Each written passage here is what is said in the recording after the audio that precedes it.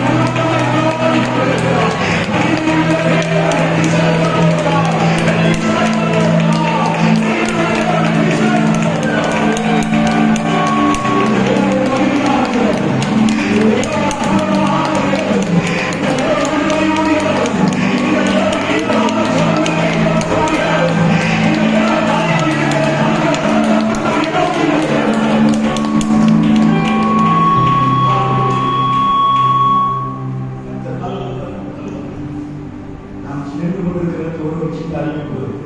அதில் நேரி பாரதி கடந்த நாட்களில் எம்ஐசி வீட்டாக இருந்தாங்க. அவங்க கத்திற்கு நாளை சுத்தமானார்கள். செபத்தை கேட்கிறார். வெளியூர் வந்து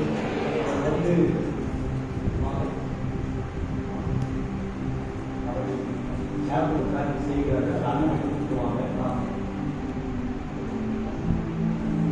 புத்தகம் 1000 ஸ்தோத்திர பலிகள் என்ற புத்தகம் தமிழகம் முழுவதும் உலகம் முழுவதும் அந்த ஸ்தோத்திர பலிகள் மிக தேவையான நேர்த்தியான 1000 ஸ்தோத்திர பலிகளை எழுதிய அவருடைய ஊழியத்தை செய்து கொண்டிருக்கிறார்கள்.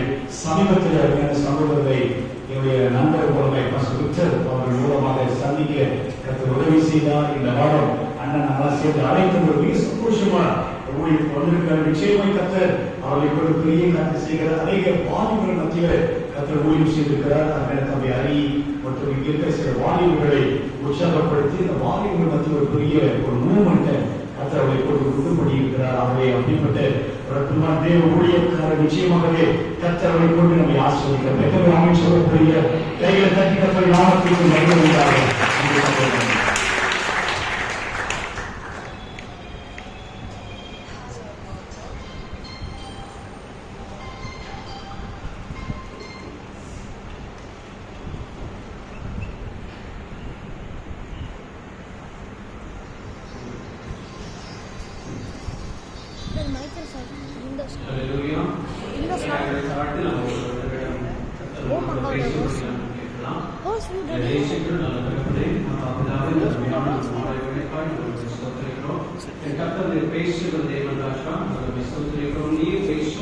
நாங்கள் கேட்கிறோம்.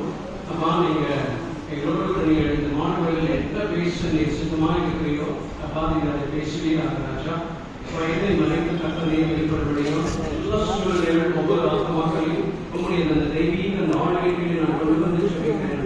எல்லா சிதறடிக்கப்பட்ட சிந்தனைகள் ஒருமனப்படட்டும். உடைய வார்த்தை அப்பா உடைய பிள்ளைகளுக்கு அந்த ஊடுருவி பாய்வழியாக நான் சொல்லிக்கிறேன். நீர் ஆசீர்வதிங்க. கண்டு பேசி நாமத்தில் சொல்லிக்கிறேன்.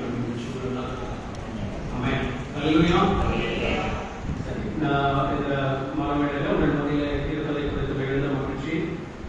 நான் சென்னை பட்டணத்தில் இருக்கிறேன்.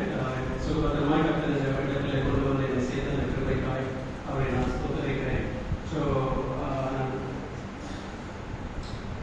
ஓகே, நம்ம செய்திக்குள்ளே நம்ம கடந்து போகலாம்.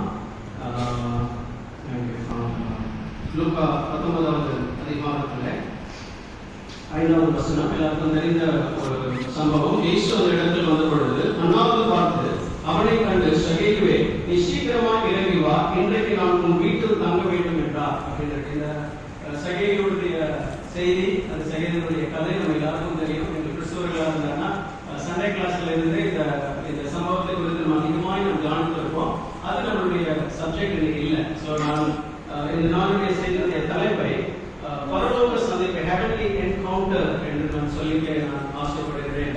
இப்போ இந்த இடத்துல நம்ம பார்க்கிற பொழுது இந்த வசனம் இருக்குல்ல, நீ சகேயுவே சீக்கிரம் இறைவான நோய்கள் தங்க வேண்டும் என்பதை 3 பாகங்களாய் நம்ம அதை பிரியும். நம்ம இந்த சம்பவத்துக்குள்ள நம்ம அதிகமாக போவதில்லை, இதெல்லாம் நீங்க அறிந்திருப்பீர்கள். ஸோ நம்ம இந்த வசனம் நான் இப்போ இன்னொரு உதாரணத்துக்கு இதை நான் இன்னும் அதை கொஞ்சம் மேன்மைப்படுத்தி நான் சொல்லணும்னா, இப்போ ஒரு இந்த வேதத்தினுடைய முழு கரு இருக்குல்ல, அதை நான் சுருக்கி ஒரு வசனத்தில் அதை நான் கொண்டு வரணும்னா அதுக்கு வேதத்தில் நிறைய வசனங்கள் உண்டு. வேதத்தினுடைய கரு, அதாவது மெசேஜ் ஆஃப் திஸ் பைபிள், அதை நான் சுருக்கி ஒரு வசனத்தில் நான் கொண்டு வரணும் அப்படின்னா அதற்கு நிறைய வசனங்கள் உண்டு.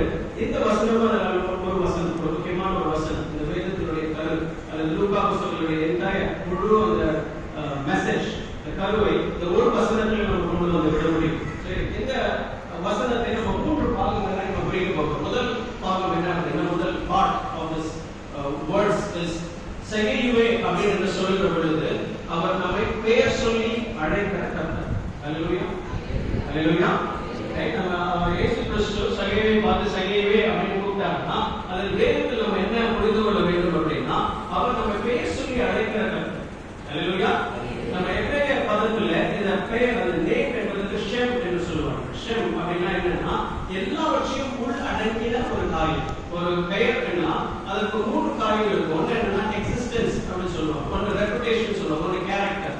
ரைட், இதெல்லாம் அடங்கினதுக்குள்ளதான் ஆல் இன் ஒன் சொல்லுவாங்க. அதுதான் அந்த ஆழமான அந்த ஷெம் என்ற அந்த கிரேக்க அந்த எபிரேய சொல்லுக்கான ஒரு பதம் என்ன அப்படின்னா, என்னுடைய கேரக்டர், என்னுடைய நேச்சர், என்னுடைய பர்சனாலிட்டி எல்லாவற்றையும் உள் அடங்கினதுதான் ஆல் இன் ஒன். அதுதான் அந்த வார்த்தை, அந்த நேம் என்ற வார்த்தை. ரைட்? என்னை கர்த்தர் பெயர் சொல்லி அழைக்கிறார் அப்படின்னா அதனுடைய ஆழம் என்ன அப்படின்னா, என்னை அவர் முற்றிலுமா என்னை அழைக்கிறார். என்னை மாத்திரம் என்னை பேரை மாத்திரம் கூப்பிட்டு அழைக்கிறது இல்லை, அவர் என்னை முற்றிலுமாய் ஆல் இன் ஒன் எல்லாவற்றையும் சேர்த்து என்னை அழைக்கிற ஒரு காரியம் தான் என்னை பேர் சொல்லி அழைக்கிற கர்த்தர். சொல்லி நம்ம சரியாக புரிந்து கொள்ள வேண்டும். பர்சனாலிட்டி அப்படின்னா நான் எப்படிப்பட்டவனா இருக்கிறேன்.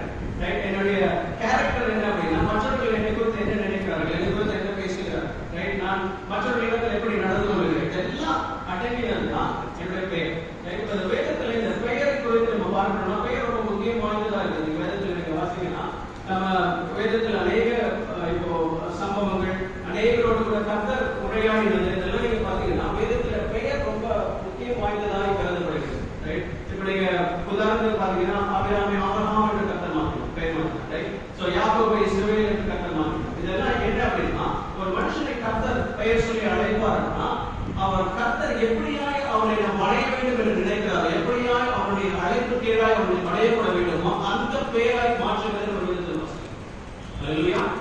நம்ம கர்த்தர் நம்ம பெயர் சொல்லி அழைக்கிறார் அப்படின்னா ஒரு சாதாரணமான விஷயம் இல்ல. இயேசு கிறிஸ்து சகையவே கூப்பிட்டது நமக்கு ஒரு ரொம்ப சாதாரணமா இருக்கும். ஆனால் அதனுடைய அதனுடைய ஆழம் பெருசு. ரைட்? ஏசாயா 43வது அதிகாரத்துல எடுத்துன்னு நீங்க வாசிங்க. நான் எடுக்கிறேன். ஏசாயா 43ல நம்மளோட முதல் வசனத்துல இப்போதும் யாக்கோபே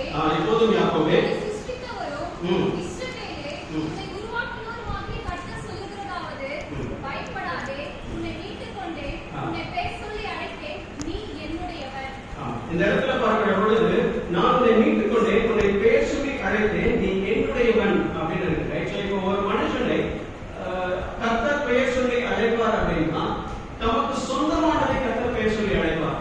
அல்லேலூயா. ரைட்? நான் உன்னை பெயர் சொல்லி அழைத்தேன், எதனால் அப்படின்னா நீ என்னுடைய. அல்லேலூயா. அல்லேலூயா. கர்த்தர் என்னை பெயர் சொல்லி அழைக்கிறார் அப்படின்னா நான் கர்த்தருக்குரியவன், அதனால தான் என்னை கர்த்தர் பெயர் சொல்லி அழைக்கிறார். ரைட்? சோ நமக்கு கர்த்தர் என்னை இப்போ பெயர் சொல்லி என்னை அழைத்தார் என்ற விசுவாசம் எனக்குள்ள இருக்குமானால் நான் யாருக்கும் சொந்தமானவன் இல்லை, கர்த்தருக்கு மாத்திரம் சொந்தமானவன். அல்லேலூயா. ரைட்? இதெல்லாம் நம்ம வேதத்துல நம்ம வாசிக்கிறது என்னன்னா, உன்னை நான் பெயர் சொல்லி அழைத்தேன், நீ என்னுடையவன், நீ தண்ணீர்களை கடக்கும் பொழுது நான் உன்னோடு கூட இருப்பேன், நீ ஆறுகளை கடக்கும் போது அவைகள் உன்னை மேல் கொள்வதில்லை, நீ அக்னியில் நடக்கும் போது வேகாது இருப்பாய், அக்னி ஜுவாலை உன் மேல் பற்றாது. அப்படின்னா என்னன்னா, கர்த்தர் என்னை விருதாவை அழைக்கவில்லை. நீங்க அமர்ந்திருக்கிற ஒருவரையும் கர்த்தர் விருதாவை அழைக்கவில்லை. கர்த்தர் என்னை அழைக்கிறார், நான் அவருக்கு சொந்தம் என்ற வாக்குத்தத்தை கொடுக்கிறார். அது மாத்திரமல்ல, நான் எந்த பிரச்சனைகள், ஒருவேளை நம்ம இன்னைக்கு பெரிய பிரச்சனை அதை நான் மூழ்கி விடுவேன் என்று நம்ம நினைப்போம்னா கர்த்தருடைய வாக்குத்தத்தை ரொம்ப தெளிவாக நமக்கு சொல்லுது. நான் நினைக்கிறேன், எனக்கு ரொம்ப பிடித்த வசனம் அது. ஆக்சுவலா என்ன எல்லாமே இருக்கு. நான் கர்த்தருக்கு சொந்தம் என்ற அந்த ஒரு உறுதி அங்க இருக்குது, ஒரு கான்பிடன்ஸ் இருக்குது. அதுக்கு மேல கர்த்தர் எனக்கு வாக்குத்தத்தம் தருகிறார். ஏன்னா இன்னைக்கு நிறைய பிரச்சனைகள் நம்ம எழும்ப நம்ம நிற்கிற பொழுது முடிஞ்சது இதோட நமக்கு அவ்வளவுதான் அப்படின்ற ஒரு அவிசுவாசம் நமக்குள்ள வரும். ரைட்? அப்பெல்லாம் நான் இந்த வசனத்தை எடுத்துக்கொள்வேன், சொல்லுவேன், அது எனக்கு முழுக்க செய்யாது. அல்லேலூயா. ஏன் அப்படின்னா அவர் என்னை பெயர் சொல்லி அழைத்திருக்கிறார். அல்லேலூயா. கர்த்தர் ஒருவரையும் அவர் விருதாவை அழைக்கிற தேவன் அல்ல. ரைட்? நம்மை கர்த்தர் அழைக்கிறார் அப்படின்னா அதனுடைய நோக்கம் உண்டு. கர்த்தர் நம்மை அழைக்கிறார் என்றால் அதனுடைய திட்டம் உண்டு, அனாத தீர்மானம் உண்டு, ஒரு பரிபூர்ண சித்தம் உண்டு. என்னுடைய வாழ்க்கையில கர்த்தர் வைத்திருக்கிற அவருடைய சித்தம் என்ன, அவர் கர்த்தரின் வாழ்க்கையில வைத்திருக்கிற என்னுடைய அழைப்பு என்ன, எல்லாவற்றையும் எனக்கு வெளிப்படுத்துகிற தேவனாய் அவர் என்னை அழைக்கிறார். அல்லேலூயா. ரைட்? இன்னொரு வசனத்தை வாசிங்க. 49 முதல் வசனம் கூட வாசிங்க.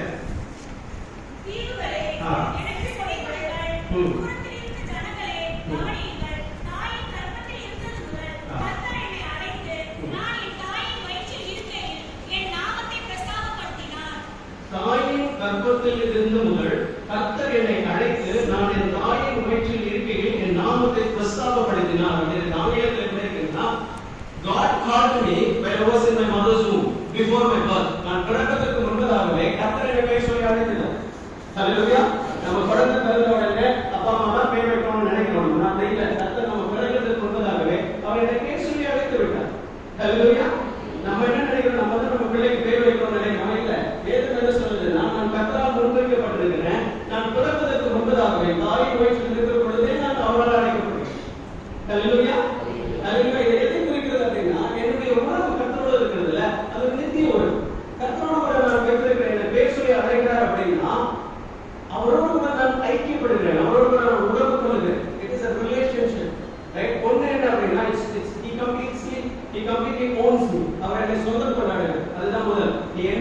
அப்படின்னா நீ எனக்கு மாத்திரம் தான் சொல்லுங்க. அல்லேலூயா. ரெண்டாவது என்ன அப்படின்னா இது எதை குறிக்கிறதுனா கர்த்தர் நம்ம பேர் வைத்திருக்கிற அந்த உறவை குறிக்கிறது.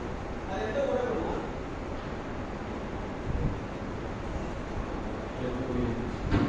அல்லேலூயா. சோ இது இரண்டாவது என்னது எதை குறிக்கிறது அப்படின்னா அவர் என் மேல் வைத்திருக்கிற அந்த உறவு இருக்குல்ல, அந்த ரிலேஷன்ஷிப், ரைட்? அந்த ரிலேஷன்ஷிப் அது குறிக்கிறதாக இருக்குது. ரைட்? இப்போ நீங்க 1 கொரிந்தியர் 1:9 எடுத்து வாசிங்க. எடுத்தீங்கன்னா வாசிங்க 1 கொரிந்தியர் 1:9. நீங்க எதற்காக என்னை கர்த்தர் அழைக்கிறார் அப்படின்னா இன்னைக்கு நிறைய பேருக்கு இன்னைக்கு நிறைய குழப்பம், நிறைய விதமான அழைப்புகள் உண்டு. அந்த பிரதானமான ஒரு அழைப்பு நம்ம உங்களுக்கு சொல்றோம். தம்முடைய குமாரனும் நம்முடைய கர்த்தருமாகிய இருக்கிற இயேசு கிறிஸ்துவோடு ஐக்கியமாய் இருப்பதற்கு உங்களை அழைத்த தேவன் உண்மையுள்ளவர். அல்லேலூயா. அல்லேலூயா. என்னை ஏன் கர்த்தர் அழைத்திருக்கிறார் அப்படின்னா அவரோடு கூட ஐக்கியப்படும்படியாகவே என்னை கர்த்தர் அழைத்திருக்கிறார். ஆமென் சொல்லுங்க. ஆமென். அல்லேலூயா. இன்னைக்கு நம்ம உறவினர்களோடு ஐக்கியப்படுகிறது நிறைய நம்ம பழையவர்களோடு நம்ம ஐக்கியப்படுகிறோம்ல. பிரதானமாய் எனக்கு கர்த்தர் கொடுக்கிற ஒரு கட்டளை என்ன அப்படின்னா கிறிஸ்து இயேசுவோடு கூட ஐக்கியப்படுவதற்காகவே நான் அழைக்கப்பட்டிருக்கேன். ஏன் இந்த கர்த்தர் பேசுவதை அழைக்கிறார் அப்படின்னா அவருக்கு சொந்தமானவன் நான், அவரோடு கூட நான் உறவு வைத்திருக்கிறேன். எனக்கு என்னுடைய ஐக்கியம் யார் பேரில் இருக்குன்னா அவர் பேரில் இருக்க வேண்டும். அல்லேலூயா. அல்லேலூயா. நான் இந்த ஒரு செய்தி ஒரு முதியோர் இல்லத்தில் என்னை அழைத்தார்கள். ஒரு முறை நான் பேசிட்டு இருந்த ஒரு முதியோர் இல்லத்தில் திடீரென்று இந்த வசனத்தை கற்றுக் கொடுத்தார். எனக்கு அதனுடைய பின் அதனுடைய ஸ்டோரிலாம் எனக்கு தெரியாது. ஆனால் நான் ஒரு இடத்துல நான் பேசிக் கொண்டிருந்தபோது ஒரு வார்த்தை அவர்களை தொட்டது. அவங்க சொன்னாங்க, எங்களுக்கு இப்போ உறவினர்கள் யாருமே இல்லைன்னு சொன்னாங்க. எங்களுக்கு எங்க அப்பா இருக்காங்க, எங்களுடைய பிள்ளைகள் இருக்கிறாங்க, எல்லாருமே வந்து இந்த இடத்துல சேர்த்துட்டாங்க, அனாதைகளாக இருக்கிறோம் சொன்னாங்க. ஆனால் இந்த வார்த்தை அவர்களை கேட்கிறது. நான் அப்போ அவங்க இடத்துல சொன்னேன், நீங்க உலகத்துல யாரோட கூட நீங்க ஐக்கியப்படலாம் பரவாயில்லை, உங்கள் சொந்த மகன் ஒரு வேலை வந்து இந்த இடத்துல சேர்த்துட்டு போயிடலாம். ஆனால் நீங்கள் உங்களை அழைத்த கர்த்தர் உண்மை உள்ளவர், அவரோட ஐக்கியப்படும்படியாகவே நீங்கள் அழைக்கப்படுறீங்க. அல்லேலூயா. அல்லேலூயா. எனக்கு சந்தோஷப்படுறேன். எனக்கு பேசுறதுக்கு ஆள் இல்லைங்க, நான் தனிமையா இருக்கிறேன், எனக்கு வந்து என்னுடைய கஷ்டத்தை நான் பகிர்ந்து கொள்கிறதுக்கு எனக்கு ஆள் இல்லை. இன்னைக்கு நிறைய பேர் இருக்கிறாங்க, நிறைய பேர் நான் பார்த்துருக்கிறேன், கூட்டத்தில் இருப்பாங்க, ஆனால் அவர்கள் தனியா இருப்பாங்க. நான் உள்ள அவங்க இடத்துல அவர்களுடைய கஷ்டத்தை பகிர்ந்து கொள்வதற்கு ஒருவர் இருக்க மாட்டாங்க. ஆனால் கர்த்தர் சொல்லுகிறார், நீங்கள் அவரோட ஐக்கியப்படும்படியாகவே நீங்கள் அழைக்கப்பட்டிருக்கிறீங்க. அல்லேலூயா. அதற்காகவே கர்த்தர் உங்களை பெயர் சொல்லி அழைத்திருக்கிறார். அல்லேலூயா. இன்னைக்கு நீங்கள் நாம நிறைய சொல்லிட்டு போகலாம், ஆனால் நான் துரிதமாக போகிறேன். இரண்டாவது ஒரு காரியம் என்ன அப்படின்னா நீங்கள் சீக்கிரமாய் நான் துரிதமாய் நான் போகிறேன். அடுத்தது என்ன அப்படின்னா நீ சீக்கிரமாய் நீ இறங்கி வா என்று கர்த்தர் சொல்றார். அல்லேலூயா. என்ன சொல்றாரு? சகேயன் சொல்லிட்டாங்க, ஒரு பேர் சொல்லி நம்ம அழைக்கிற கர்த்தர். இரண்டாவது என்ன சொல்றாருன்னா நீ சீக்கிரமாய் நீ இறங்கி வா என்று சொல்லுங்க. அல்லேலூயா. இப்போ கர்த்தர் அடுத்தது என்ன நமக்கு செய்யறார் அப்படின்னா நான் என்னை கர்த்தர் பேர் சொல்லி என்னை அழைத்திருக்கிறார். இப்போ கர்த்தர் எனக்கு என்ன செய்யறார் அடுத்தது அப்படின்னா நான் எந்த நிலைமையில் இருக்கிறேன் என்பதை எனக்கு கர்த்தர் வெளிப்படுத்துகிறார். அது ஒண்ணு. ரெண்டாவது என்ன அப்படின்னா நான் எந்த நிலைமையில் இருக்கிறேன், நான் கர்த்தரை சந்திப்பதற்கு நான் என்ன செய்ய வேண்டும் என்பதையும் எனக்கு கர்த்தர் சொல்லுகிறார். அல்லேலூயா. சகேயுவை பார்த்து கீழே இறங்கி வா அப்படின்னா மேல இருக்கிறார். நான் கர்த்தரிடத்துல நான் இயேசு கிறிஸ்துவில சேர வேண்டும், இறங்கி வர வேண்டும். ரெண்டு காரியத்தை எனக்கு சொல்லுங்க. ரைட்? இப்போ ஆதாம் ஏவாள் பாவம் பண்ணின பிறகு ஆதாம் இடத்துல வந்து அவர்தான் ஆதாம் தான் தேடி போய் ஓடி போய் கர்த்தரிடத்துல போய் சென்றோம். அப்பா நான் இந்த மாதிரி தப்பு பண்ணிட்டேன்னு சொல்லணும், பண்ணல.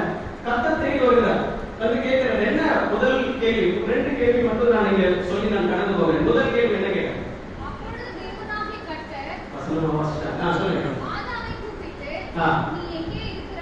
ஆதாமே நீ எங்கே இருக்கிறாய் அப்படின்னு சொன்னான். ரைட்? இப்போ கர்த்தருக்கு அவர்கள் ஒளிந்திருக்கிற இடம், விருட்சங்கள் நடுவில் அவர்கள் ஒளிந்திருந்தார்கள். இப்போ கர்த்தர் வந்து ஒரு இடத்துல கேட்கிறார், ஆதாமே நீ எங்கே இருக்கிறாய் அப்படின்னு கேட்கிறார். இந்த கர்த்தருக்கு தெரியும் அவர் எங்க இருக்கிறாரு, கர்த்தருக்கு தெரியும். Is omni present. எல்லா இடங்களிலும் இருக்கிற கர்த்தர், அவருக்கு மறைவாய் ஒன்றும் நடக்காது. சோ இப்போ அது தெரிந்தும் ஆதாம் இடத்துல வந்து கேட்கிறார், எங்க இருக்கிறார் அப்படின்னு கேட்கிறார். இப்போ இது அவர் எங்க இருக்கிறார், நான் எங்க நீ ஒளிந்து இருக்கிறது அர்த்தம் கிடையாது, நீ என்ன நிலைமையில் இருக்கிறாய் என்பதுதான் தெரியாது. அல்லேலூயா. அல்லேலூயா. அவர் விருட்சங்கள் நடுவில் அவங்க ஒளிந்து கொண்டாங்க. நீ விருட்சங்கள் நடுவில் ஒளிந்து இருக்கிறதை பத்தி அவர் கேட்கல, நீ என்ன நிலைமையில் என்னுடைய உணவு உனக்குள்ளே அது என்ன நிலைமையில் இருக்கிறது என்பதை அவர் கேட்க. அப்போ ஆதாம் சொன்னாரு, நான் நிர்வாணியா இருக்கிறேன் அப்படின்னு சொல்றேன். இப்ப இரண்டாவது கேள்வி என்ன அப்படின்னா நீ நிர்வாணி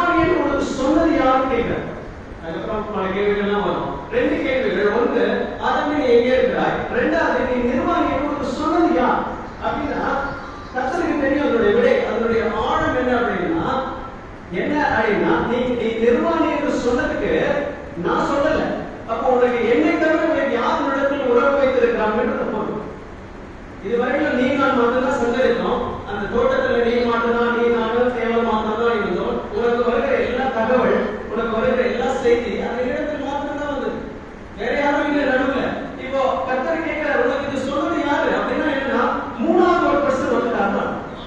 அல்லேலூயா. இன்னைக்கு நீங்கள் அதை ஆராய்ந்து அறிய வேண்டும். எனக்கும் கர்த்தருக்கும் நடுவில் என்ன இருக்கிறது? கர்த்தர் இடத்துல வந்து இந்த கேள்வி கேட்கிறாரு, உனக்கு யார் இதை சொன்னது அப்படின்னு கேட்டாருன்னா, கர்த்தருக்கும் ஆதாமுக்கும் நடுவில் ஏதோ ஒரு வந்தது என்பதை கர்த்தர் அறிந்திருக்கிறார். அதை ஏவாளும் அறிய வேண்டும் என்பதற்காக இதை கேள்வி கேட்டார். விருட்சங்கள் நடுவில் அவன் அமர்ந்திருந்த பொழுது அவனுக்கு விருட்ச நடுவில் இருக்கிறான் அவனுக்கும் தெரியும். ஆனால் ஏன் கர்த்தர் ஒரு இடத்துல கேட்டார்? நம்முடைய ஆவிக்குரிய நிலைமை என்ன?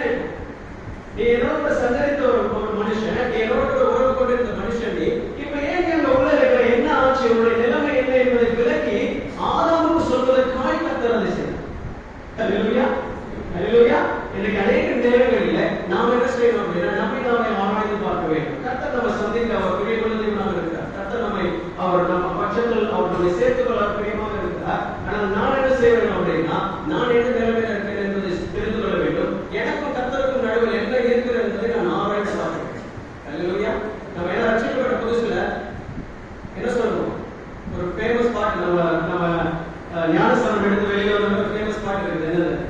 உலகம் சிலுவை என் முன்னே. இப்படிதான் நம்மளுடைய வாழ்க்கையை ஆரம்பிக்கிறோம். அப்புறம் கொஞ்சம் கொஞ்சமா இந்த சிலுவை பின்னாடி போயிட்டு என்ன வருது முன்னாடி? நல்லது, பொறுமையா இல்ல. இப்ப நாம என்ன செய்யணும்? இந்த மாலை வேலையில கர்த்தர் நம்மை மீண்டுமாய் அவருடைய உறவை அவர் புதுப்பித்துக் கொள்ள விரும்புகிறார். ஒருவரோடு கூட அவர் புதுப்பித்துக் கொள்ள விரும்புகிறார். ஆனால் நான் எந்த நிலைமையில் இருக்கிறேன், எனக்கும் கர்த்தருக்கும் நடுவில் என்ன இருக்கிறது என்பதை நீங்கள் ஆவியானவர் இடத்துல நீங்கள் கேட்க வேண்டும். அபாயங்களை சொல்லுங்க, நான் என்ன செய்யணும் அப்படின்றது மாற்றத்தில் கேட்க வேண்டும். நீங்க சகையை பார்த்து நீ இறங்கி வா அப்படின்னா, நீ அவன் இறங்கி வர வேண்டும். ஒரு ஆப்ஷனே கிடையாது. நீ கர்த்தரை அவன் சந்திக்க வேண்டும், இயேசு கிறிஸ்துவை சந்திக்க வேண்டுமானால் அவன் இறங்கி வர வேண்டும். அப்படின்னா என்னன்னா, நாம நிறைய நேரத்துல நம்ம இறங்கி வரணும். நம்ம இறங்கி வர்றது கிடையாது. நம்ம பிடிச்ச முயலுக்கு 3 கால். அப்படின்னா நம்ம நிறைய நேரங்களில் இருக்கிறோம்ல, நமக்கு வந்து கர்த்தர் இதை செய்யாதுன்னு சொன்னாங்கன்னா அதெல்லாம் முடியாது அப்படின்னு சொல்ற ஒரு சுபாவம். நான் என்ன சொல்லிட்டேன், நம்ம சொல்லல. ரைட், நமக்கு ஒரு சுபாவம் என்ன அப்படின்னா, நான் வச்சதுதான் சட்டம் அப்படி. ரைட், அப்படி இருக்கிற ஒரு காரியத்துல நான் என்னுடைய நிலைமையிலிருந்து நான் இறங்கி வர வேண்டும். அப்படின்னா என்ன அப்படின்னா, என்னை தாழ்த்த வேண்டும், என்னை வெறுமையாக்க வேண்டும், என் முகத்தை நான் தூளிலே வைத்து நான் ஆனால் ஒன்றுமில்லை அப்படின்னு நம்மை நாம தாழ்த்த வேண்டும். நிறைய வசனங்கள் இருக்கு தாழ்மை குறித்து.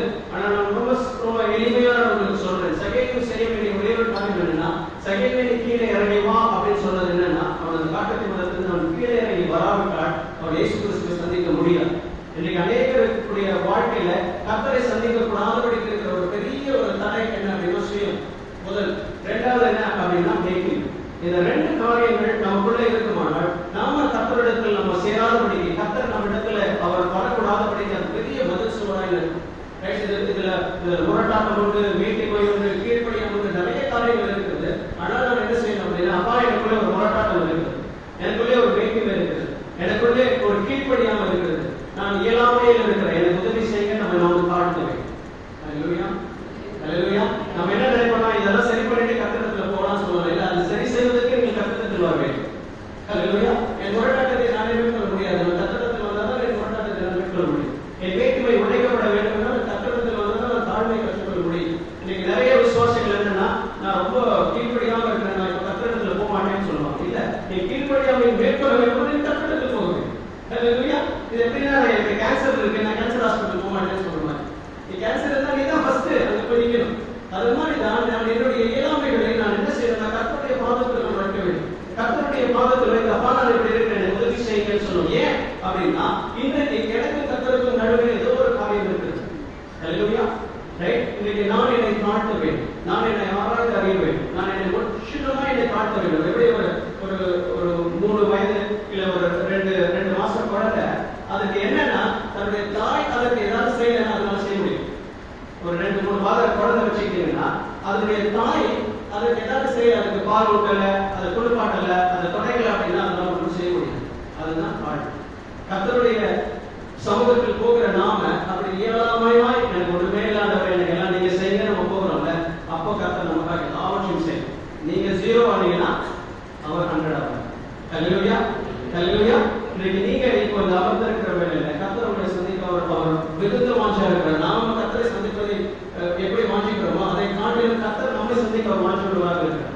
இன்னைக்கு உங்களுடைய நிலைமை என்ன என்பதை கர்த்தர் அறிந்திருக்கிறார். எனக்கு தெரியாது. ஒருவேளை நீங்க இந்த வரைக்கும் ஆண்டவராக இயேசு கிறிஸ்துவை ஏற்றுக்கொள்ளாதவர்களாக இருக்கலாம். ஒருவேளை நான் ஏற்றுக்கொண்டு நான் பின்மாற்றத்தில் இருக்கிறவர்களாக இருக்கலாம். இல்ல நான் கர்த்தரிடத்தில் இருக்கிறேன், ஆனால் எனக்கு கர்த்தருக்கு ஏதோ ஒரு மனஸ்தாபம் இருக்கிறது, நான் கொஞ்சம் தூரம் இருக்கிற மாதிரி எனக்கு ஒரு காரியம் இருக்கிறது, ஒரு நிலைமை கூட இருக்கிறது, நான் இன்னும் ஐக்கியப்பட விரும்புகிறேன் என்று நீங்க நினைக்கலாம். நீங்க என்ன நிலைமையில் இருந்தாலும் இன்றைக்கு நீங்க ஆவியானவரிடத்தில் கேட்கிறீர்களாங்க, அப்பா நீங்க எனக்கு சொல்லுங்க, உங்களுக்கும் எனக்கும் நடுவில் நீங்க என்ன இருக்கிறது, அந்த மாற்றத்தை உணர்வுடைய அந்த டிஸ்டன்ஸ், அந்த அளவு இருக்குல்ல, அதுதான் இருக்கலாம். ஒருவேளை அவன் சகையேசுவின் ஒரே ஒரு பையன் அங்கே கீழே இறங்கும்.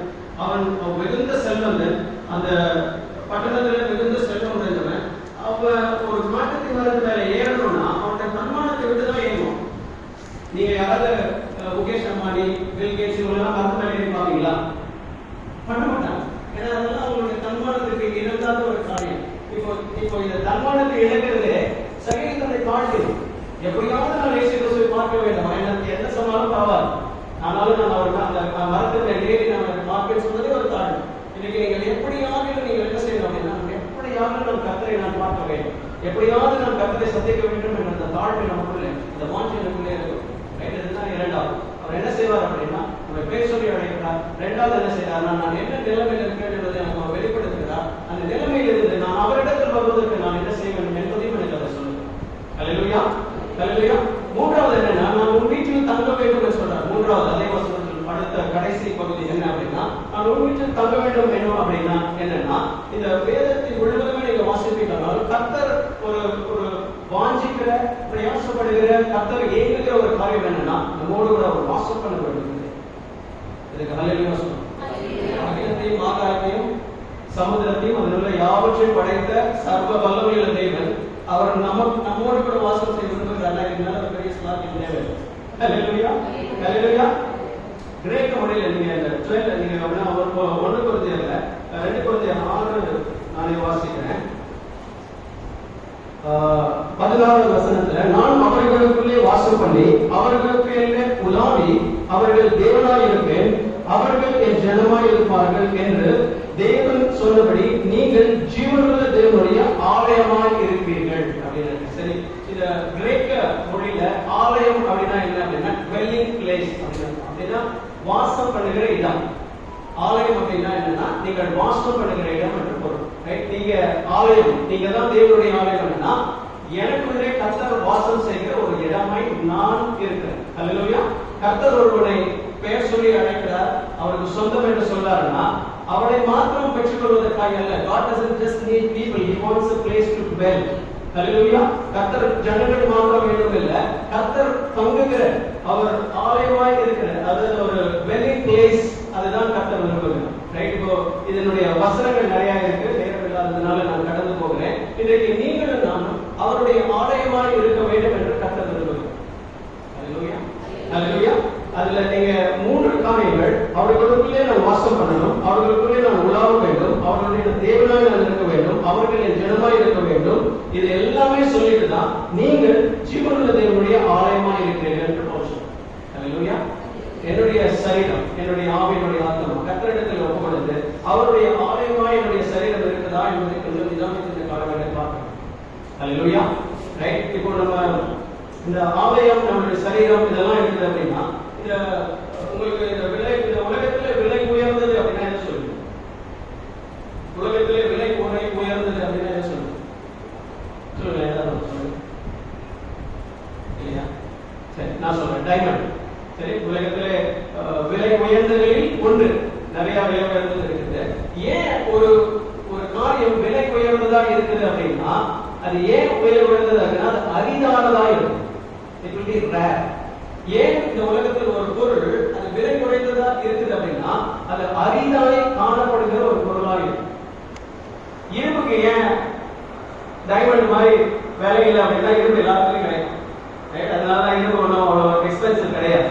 ஏன் ஒரு வைரத்தை விலை உயர்ந்ததுன்னு சொல்றோம்னா அது அரிதாய் காணப்படுகிற, ஒரு அரிதாய் கண்டுபிடிக்கப்படாத ஒரு பொருள். அதுக்குதான் நம்ம எல்லா நம்மளுடைய பணத்தையும் நம்ம கொடுக்கணும்.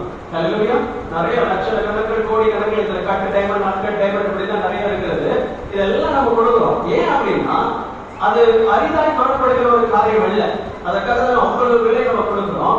இந்த கர்த்தருடைய பார்வையில யார் அந்த அரிதான காரியம், யார் அந்த ரேர் கமாடிட்டி, ஒரு ரேர் யார் அப்படின்னா நீங்கள் நான் மாற்றணும். ஏன் சொல்லுங்க, ஏன் நீங்களும் நான் தான் ரேர்? கர்த்தருடைய பார்வையில நீங்க தான் விலையேற பெற்ற, உலகத்திலே விலை உயர்ந்த பொருள், விலையேற பெற்ற பொருள். ஒரு கர்த்தர் வாஞ்சிக்கிற ஒரு காரியம் யாருன்னா நீங்க நான் மாத்திரம். ஏன் தேவனுடைய ஆராதிக்கிறீங்க? இல்ல. ஏன் அப்படின்னா அவர் நமக்காய் செலுத்தின விலை அதிகம். அவருடைய ஜீவனை நமக்காய் கொடுத்தார். அவருடைய ரத்தத்தை சிந்தி உங்களை உங்களை யாராவது மட்டுப்படுத்தினாங்க, நீங்க யாருக்கு நீங்க உதவாத ஒரு பீஸ், நீங்க எதுவும் லாய்க்கலன்னு சொன்னாங்கன்னா நீங்க கர்த்தருடைய பார்வைக்கு மிகவும் மிகவும் விலை உயர்ந்தவர்களாக நீங்க காணப்படுறீங்க. அதனாலதான் அவர் ஜீவனை கொடுத்தார். அவருடைய ரத்தம் விலையேற ரத்தம். He paid a heavy price. ஆங்கிலத்தில் சொல்றது he paid a heavy price அப்படின்னா யாரும் செலுத்தக்கூடாத, இதற்கு இருக்கிறதுலேயே விலை உயர்ந்த அதிகபட்சமான ஒரு தொகையை கொடுத்துதான் கர்த்தர் உங்களை மன்னிப்பார். ரைட், இதை நீங்கள் உணர்ந்து கொள்ள வேண்டும். சகோதரர்களே, சீக்கிரம் இறங்கி வா, நம்மிடத்தில் வாசம் செய்ய வேண்டும். என்னிடத்துல அவர் கர்த்தர் வாசம் செய்ய ஒரு வாஞ்சியாக இருக்கிறார். நம்ம எப்ப கூட போக மாட்டோம், நமக்கு கர்த்தர் அது சொல்றார். நம்ம ஒரு சாட்சியை மாத்திரம் நான் சொல்லி நான் முடிக்கிறேன். சில ஆண்டுகளுக்கு முன்பதாய் நான் எனக்கு தெரிந்த ஒரு சகோதரர் அவர் எனக்கு போன் பண்ணார். சில ஆண்டுகளுக்கு முன்பதாய் அவர் சொன்னார், என்னுடைய அண்ணன் அவர் ரொம்ப பலவீனமாக இருக்கிறார். அநேக நாட்களை அவர் சுகவீனமா இருந்தார். ரொம்ப மோசமான நிலைமையில, கொஞ்சம் என்ன ப்ராப்ளம் தெரியல, ஐசியூல கொண்டு போய் சேர்த்து விட்டாங்க. சோ அப்ப என்னிடத்துல அவர் ஜோம் பண்ணாரு. ஒரு நேரம் அதற்காக இருக்கிறது. அந்த நேரத்துல தான் நான் அவரை நம்ம வெயிட் பண்ண முடியும். அப்ப போகிற பொழுது போன நான் அவர் காத்துல வைக்கிறேன், நீங்க ஜோம் பண்ணுங்க அப்படின்னு சொன்னார். சரி, நான் ஜோம் பண்றேன்னு சொல்லி அடுத்த நாள் அந்த ஐசியூ போகும்பொழுது அவர் அதை வெயிட் பண்ணி அதை இது பண்ணாரு. நான் சொல்லி அவருடைய ஆண்டவராக இயேசு கிறிஸ்துவை ஏற்றுக்கொள்ளாத ஒரு மனுஷன், அவரிடத்துல நான் பேசல. ஏன்னா அந்த ஐசியூனால நான் வெறும் ஜெபம் மட்டும் செய்தேன்ப்பா, இந்த ஜீவனை நீங்க எப்படியாவது நீங்க காப்பாற்றுங்க, சுகத்தை கொடுங்க, உங்களுக்கு ரட்சிப்பை கொடுங்க என்று சொல்லி ஒரு 5 நிமிடங்கள் நான் ஜெபம் பண்ணி நான் வந்து விட்டேன். நான் வரல, போன்ல நான் பேசினேன். அந்த சகோதரன் வந்துட்டேன். அடுத்த நாள் அது 2 நாள் கழித்து எனக்கு அந்த சகோதரன் எனக்கு போன் பண்ணான். எனக்கு முன்னாடி பண்ண அந்த சகோதரன் போன் பண்ணி, பிரதர் உங்களுக்கு தெரியுமா, நம்ம ஜெபித்தோம், அன்றைக்கு இரவு ஐசியூல இருக்கிறார், ஐசியூல சுகவீனத்தோடு இருக்கிறாரு. ஐசியூல கர்த்தர் அவருக்கு தரிசனமாகி அந்த இரவில தன்னுடைய ஜீவனை அவருக்கு ஒப்புக்கொடுத்தார். இதெல்லாம் சாதாரணமான ஒரு விஷயம் இல்ல. ஹல்லேலூயா. நான் பெருசா ஜெபம் பண்ண அதனால கர்த்தர் அதெல்லாம் சொல்லல. கர்த்தர் ஒரு மனுஷனை சந்திக்க வேண்டுமானால் அந்த மனுஷன் பக்கத்தில் இருக்கலாம், விஷயங்கள் உட்கார்ந்துருக்கலாம், ஏன் ஐசியூல கூட இருக்கலாம், அங்கேயே வந்து கர்த்தர் சந்திப்பார். ஹல்லேலூயா. ஹல்லேலூயா. ஹல்லேலூயா. ஒரு வாரம் 10 நாட்களில் பூரண சுகம் அடைந்தவர் வீட்டுக்கு வந்தார். கர்த்தர் அற்புதங்களை செய்கிறது, அவர் அதிசயங்களை தேவை. நீங்கள் எங்க இருந்தாலும் கர்த்தர் உங்களை அவர் சந்திக்க அவர் வாஞ்சியுள்ளவராக இருக்கிறார். நான் என்ன செய்யணும் அப்படின்னா, என்னை நான் தாழ்த்த வேண்டும், என்னை நான் பெருமையாக்கணும். அப்பா, எனக்கு உங்களுக்கு நடுவில் எந்த இருந்தாலும் அதெல்லாம் நான் விட்டு வருகிறேன்ப்பா. நான் என்னுடைய நிலைமை நான் எங்க இருக்கிற நான் கீழே வருகிறேன், நான் உண்மையை நீங்க சந்திக்க வேண்டும். that is heavenly counter. தேவையோடு கூட வேதத்தில் வாசிக்கிற தேவையோடு கூட இயேசு கிறிஸ்துவை சந்தித்த எந்த மனுஷனும் வெறுங்கையாய் வந்ததே இல்லை. ஹல்லேலூயா. என்ன தேவையாக இருந்தாலும் இயேசு கிறிஸ்துவை சந்தித்த மனுஷன் அந்த தேவை சந்திக்கப்படாமல் வந்ததே இல்லை. அதுதான் இந்த வேதம் எனக்கு கற்றுக் கொடுக்கிறது. நீங்கள் அந்த இயேசு கிறிஸ்துவை நீங்கள் சந்திப்பீர்களானால், இயேசு கிறிஸ்துவோடு அந்த ஹெவன்லி என்கவுண்டர் உங்களுக்கு நீங்க இருக்குமானால், உங்கள் வாழ்க்கை நீங்க எந்த வண்ணமா நீங்க அவரை சந்தித்தீங்களோ அதே வண்ணமா நீங்க திரும்பி வர முடியாது. ஹல்லேலூயா. கர்த்தர் உங்களை அவர் வளைந்து, நீங்கள் எந்த நோக்கத்துக்காக உங்களை கர்த்தர் வேறுபிடித்தாரோ, எந்த நோக்கத்துக்காக கர்த்தர் உங்களை ரட்சித்தாரோ, நீங்கள் எந்த கஷ்டத்துக்காக நீங்க அவர் இடத்துல போகிறீங்க, எல்லாவற்றையும் அவர் செய்து உங்களை பூரணப்படுத்தி தான் உங்களுக்கு தருவார். ஹல்லேலூயா. இன்றைக்கு நீங்க ஒருவேளை வெறுமையா நீங்கள் வந்திருக்கலாம், நீங்கள் இயேசு கிறிஸ்துவோட நீங்க திரும்பி போனீங்கன்னா அந்த ஜெயிச்சிட்டேன். ஹல்லேலூயா. நீங்க ஒருவேளை இந்த நேரத்துல நான் தனியா வந்திருக்கலாம், ஒருவேளை நீங்க திரும்ப போகிற பொழுது நீங்கள் இயேசு கிறிஸ்துவோட நீங்க உங்க வீட்டுக்கு போகிறீங்க அப்படின்னா நான் ஜெயிச்சிட்டேன், கர்த்தர் மகிமைப்படுவார். ஹல்லேலூயா. கர்த்தர் தான் இந்த வார்த்தை